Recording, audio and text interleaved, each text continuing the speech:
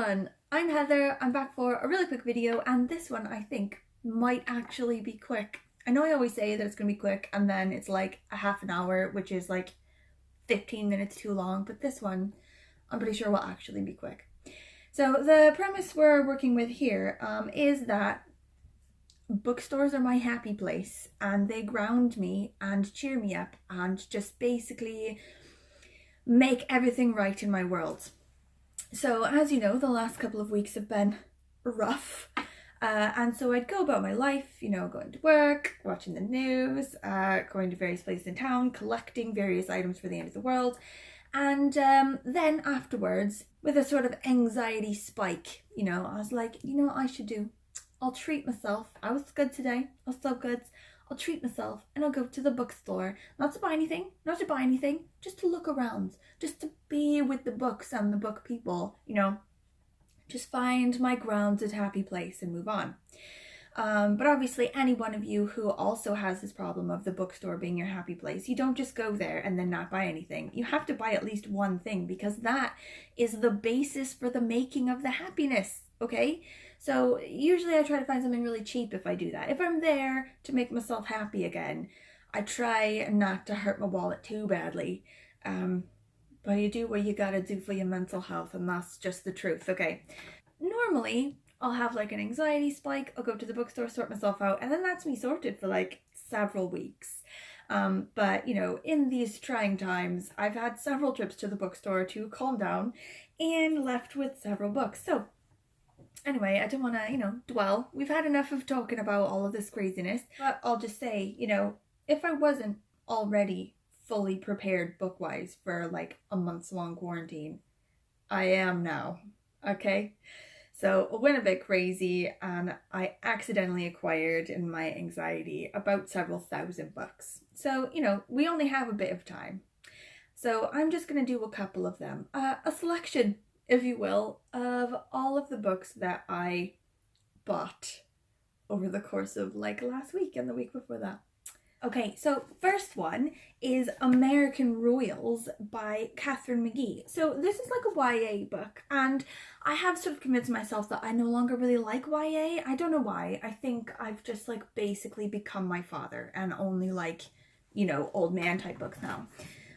But this is so like deeply based in an idea that I really love, sort of like this alternate reality thing where when they asked George Washington in the 18th century if he wanted to be king, and he said, no, I don't want to be king, I don't want anyone to be king, I want to be the president and I only want 2 terms, blah blah. If, you know, sort of like with all these books about like the alternate reality of if the US and the UK and France had lost the war to Germany. You know, like I don't want it to have happened, obviously, because it's better for us that it didn't happen. But like, I love the sort of idea of stories based in this alternate reality that it happened a different way.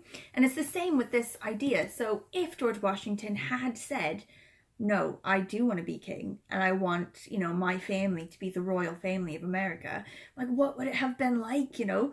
And I just love this idea, and I'm surprised that more books haven't sort of explored this. So even though this is going to be like really like YA, you know, and it's about sort of the idea that all of the family nowadays, the sort of the ancestors of George Washington in the modern time, they're now sort of these just trivial, stupid celebrities who don't really have any talents, don't really do anything, but they're famous just because, you know, they're famous and they're rich and, you know, everyone knows them and they have crazy lives. They go out and, you know, have stupid romances and do stupid partying and stuff. So I'm not sure that I'm fully into that idea as a book. But I'm so drawn to this like alternate reality idea of the Washingtons being a royal family that I sort of got sucked into it anyway. And also, if there's any time in my life that I need to read something just stupid and trivial, like now is the time. Do you know what I mean? So I'm hoping that it'll be really good. Also, I love the cover, and I love when the side of books are a color. And who doesn't love pink? So I'm pretty excited for that. That might just be the first one I go to be honest. The next one I saw in an airport bookshop ages ago and never really got it. I think I forgot about it or I couldn't find it again or whatever. But it really plays the stuff that I really love, and it's called Uncommon Knowledge by Tom Standage, and it's like a book sort of to do with The Economist magazine, which I love, but it's so expensive. I can't afford it. Like, my dad has a subscription for it, so whenever I go home to Seattle for like Christmas or like the summer or whatever, he like keeps all of them in his bathroom, so I just like spend ages in the bathroom reading, like catching up on old Economist magazines because he can afford them and I can't. But I love The Economist and I love this idea. So the premise of this book is that it's just a bunch of things that are really interesting to know. Just like this guy was like, you know what's an interesting fact? This. So there's loads of things like what a controversial pastry says about China's economy. I don't know what he's on about, but that sounds super interesting. How the wage penalty for mothers varies from country to country. That sounds super interesting. It just like has like a quick like, you know, 1 page, 2 page, 3 page like blurb with like graphs and stuff about what it is. So why support for the death penalty is rising again in America. Oh shit, didn't know that. Jesus, what is Interpol? Interesting. What is an undeclared intelligence officer? That sounds super interesting. But anyway, just like blurbs, like really quick blurbs of things that are interesting. And I'm 100% for that, so that caught me. The next one is Rivers of London by Ben Aronovich. I don't know how to say that. So this is one that loads of people on BookTube have loved. Like, they love books that I love and also love this book, so I'm like, I definitely should get behind this one. And there's like a little blurb on the back that says the perfect blend of CSI and Harry Potter. Like, that might be a lie because publishers do lie, but if that is true, holy shit, I'm into it. But it's, yeah, like a sort of mystery, like a police thriller. So you've got like the detective who's got to do stuff. So this is London as you've never seen it before, a city of wonders and terrors, a city of ancient secrets which is haunted by its past, a city where you are never far from magic, a city Peter Grant will help you discover. So it's like, you know, metropolitan police detectives with magic, you know, in like a magic London. So I'm for that. I'm so for that. Okay, so the next one is A Complete Impulse Buy. I'd literally never heard of this book before I went to the store with like a bit of an anxiety spike. And then I sort of just saw it on the shelf and sort of picked it up and read a couple pages and it immediately came home with me. I don't even know how it happened. I just like blanked out and then was at the till giving them my money. But it's called What Would Boudica Do? Everyday Problems Solved by History's Most Remarkable Women by E. Foley and B. Coates. So my friend Kathy is obsessed with Boudica. She thinks she's the bee's knees. She wants to be her. She has like a tattoo on her wrist of a torque. You know, like one of these like Celtic tribal like necklace things to do with royalty. Like it's like a metal ring with like an open part. It looks sort of like a horseshoe with like balls on the end. Do you know what I mean? But apparently Boudica used to wear this torque thing because she was like, you know, the head of the tribe of these Celtic people or whatever. But I think the story of her is that the Romans sort of came in and started messing with her and taking all her land and sort of like pushing her back and fighting with her. And they sort of like killed all her tribe or whatever and then like raped her daughters in front of everyone or something and just pissed her off. She just went nuts. She just like became their worst problem for years. Do you know what I mean? So I think she was eventually defeated, as you do when you're fighting literally the entire Roman army by yourself. But she was a serious thorn in the side for ages, and she's basically a badass. So now, like, loads of things in Britain like are named after her, and there's loads of like statues of her everywhere. I know someone like my kid in her school, there's another little kid, and her mother's name is Bithig, which is the Welsh word for Boudica. So she's literally named Boudica, and I feel like I love that. Anyway, apparently this book is hilarious. Modern life can be troublesome. There's only so much mansplaining, body shaming, playing nice, and being underestimated that a girl can take. And in What Would Boudica Do? We turn to the most celebrated women from history for advice. Those sisters who were pioneers in science, politics, the arts, and generally getting stuff done. With Boudica's inspiration, sticking up for yourself gets that much easier, just as channeling Dorothy Parker's wit and defiance will see you right in times of heartache. So I just sort of like flipped it open. Just like looks very cool.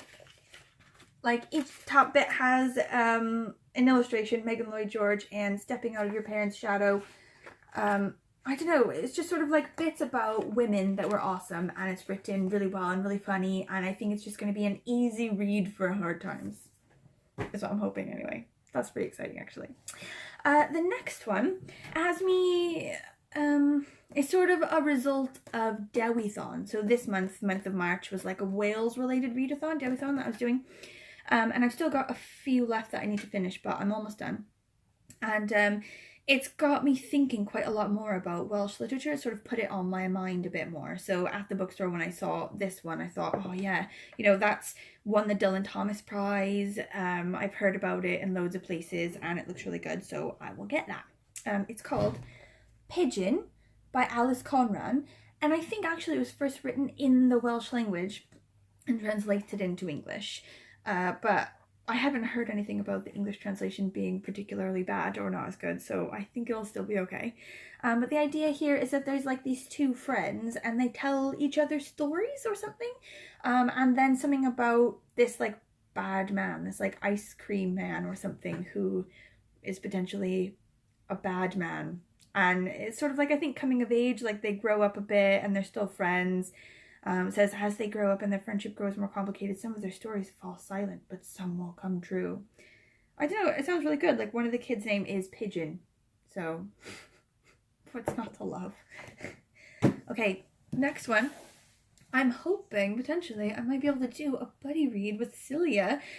She also bought this. I think she bought it in Hay, and loads of people on BookTube have been buying this. I've seen it loads on BookTube, or else, like, I think if I had just seen it in a store, I wouldn't have really thought anything about it. But the fact that, like, loads of people on BookTube have been loving it, especially booktubers, like, in Wales, or people that visited Wales, have really loved it. And it sort of got me thinking about, like, calming books about nature in these times. Like, I think because my life, you know, has rarely been particularly tumultuous, I haven't spent a lot of time thinking about, like, what books I should read to calm down. But I think this one will be quite good for that. It's called Wilding, by Isabella Tree. Forced to accept the intensive farming of the heavy clay soils of their farm at Knepp in West Sussex was driving it close to bankruptcy in 2000. Isabella Tree and her husband Charlie Burrell took up a spectacular leap of faith and handed their 3,500 acres back to nature. With minimal human intervention and with herds of free-roaming animals stimulating new habitats, their land is now heaving with life. I'm really excited about that one. I think it'll be just really lovely. Like a nice, just like a lovely read. Okay, so the next one is a bit weird, but I'll mention it anyway because I'm particularly excited about it. It's in the Welsh language. It's called Bywyd Blodwen Jones by Bethan Gwanas. So this one is a bit of a cheating one because it's actually like a Welsh language learner's book, you know, like for people who don't speak Welsh and don't read Welsh very well, so that they can learn how to read Welsh. And I do read like proper, like non-learner Welsh books. I'm reading Llyfr Glas Nebo by Manon Steffan Ross at the minute. But when I read like proper books, you know, for people who natively speak and read Welsh, it's a bit of like a struggle. So I do it, but it takes me ages and it's like really like mentally draining. It's like a project. So I've been reading this one like basically novella in the Welsh language for basically the whole of this month. You know, I can only sort of read a chapter at a time or 2 chapters at a time before I'm just like, oh my god, that's like fried my brain. So this I think will be quite easy for me to read and I'll be able to sort of read it in the same sort of like flipping, you know, quick scanning sort of way that I read books in English. So it'll be more of, you know, it'll be more fun than a project. And anyway, it's sort of like a Welsh language mini Bridget Jones. So Blodwen Jones, Bridget Jones. Basically the idea is that she's a Welsh learner. She goes to Welsh language class and she tries to sort of like learn Welsh and speak to people in Welsh. But she's sort of single, she's 38, she like lives alone, and she's in love with her Welsh language tutor. She thinks he's like gorgeous and funny. And the idea is that she's now got to sort of do a journal in Welsh to sort of make her Welsh a bit better. Like she's told by her Welsh tutor that she needs to do like a Welsh language journal. Anyway, so the last two that I've got aren't actually specifically for me, but my kid and I really like to read sort of like graphic novel type things, so like middle grade to sort of early read graphic novels at bedtime. And I think probably now that she's not in school anymore, we're going to spend a lot more of our time reading books like that. So it won't just be bedtime books that I need to buy. So I was like, I should stock up for more reading. But we're loving the Bad Guys series at the minute, which is this one. This particular one is number 6 in the series. So we've read 5 of them already, and they're just really funny and really cute. Like, the idea is that it's a bunch of animals, right, that are generally considered to be like vicious wild animals, you know, like a snake and a wolf and a spider, you know, like not like cute and cuddly animals that people like, but like the bad ones.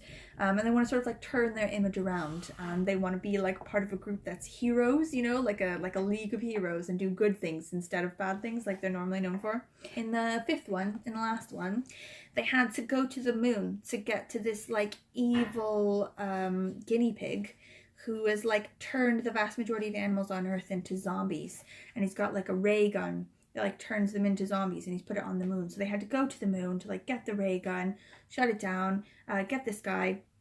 But in the end, they encountered some aliens, which is a problem. So in this next one, it's aliens versus bad guys, and that will be pretty funny, I think. My kid thinks it's hilarious. There's a lot of like farting and poo humor, which that's right up her street.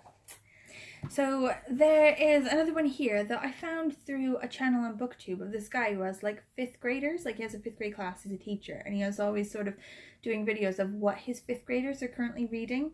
And I found him through the Curly Reader, who said that he was awesome, but I can't remember what the name of his channel is. I'll like put it somewhere, like by here. But one of the ones that he said that there's always someone in his class reading sort of at any given time is called Smile by Raina Telgemeier. And it's like a series of them. So she does loads of these. So if we like this one, I reckon we can just continue on, like with the bad guys and stuff. As soon as we find a series we like, we just like exhaust that series by reading all of them. And this one, it's really cute, graphic novel. My kid's gonna love it. She loves like colored pictures and everything. Raina just wants to be a normal 6th grader, but one night after Girl Scouts, she trips and falls, severely injuring her 2 front teeth. What follows is a long and frustrating journey with on-again, off-again braces. The story takes us from middle school to high school, where she discovers her artistic voice, finds out what true friendship really means, and where she can finally smile. So I think my kid's gonna really like that. Like, obviously loads of like the themes and ideas and stuff go over her head, but as long as it's got stuff to laugh at and it's got pictures and it's got things going on, she really likes it. She even likes sort of just me like reading whatever novel I'm currently reading just out loud to her. Like, she doesn't understand any of it, but I don't know, she's into it. It's weird. I'm actually reading something at the moment is Ruby by V.C. Andrews. We're reading it for like our 90s book club, or Bert and Sean at Pastory Time, their book club, the 90s book club. And it's really like inappropriate for kids because there's various like nipples and like kissing and sex and like wild men in the bayou and various incest situations, as you do with V.C. Andrews. So I've been like trying to sort of like skip over those bits, but generally, yeah, I've been reading it to my kid and she thinks it's funny. The Bayou Wild Man she particularly enjoys. I don't know. So that concludes this particular accidental book haul. I obviously won't be having any more of these for a while. I don't see myself acquiring really anything the next couple of months. I do foresee a lot of going out and doing stuff, hopefully. So I'm thinking of buying my own pair of roller skates online so that my kid and I can go roller skating, or just falling on our butts. Yeah, scootering around, you know, trips to the grocery store are just gonna be so fun now. You know, like, yeah, we're gonna go to the grocery store and get celery. I'm so excited. But yeah, other than that, I'll be working at my new office location in my bedroom and reading through all of the books that I panic bought in the last couple of weeks. So I hope that you guys are doing well still, keeping keeping happy, keeping sane. If you have anything to say about any of these books or any books that you maybe have bought in the last couple of weeks, anything to say about what you are currently doing to keep sane, that is really interesting. And if you leave a comment below, that would be really awesome. Thank you for watching. See you soon. Bye. Bye.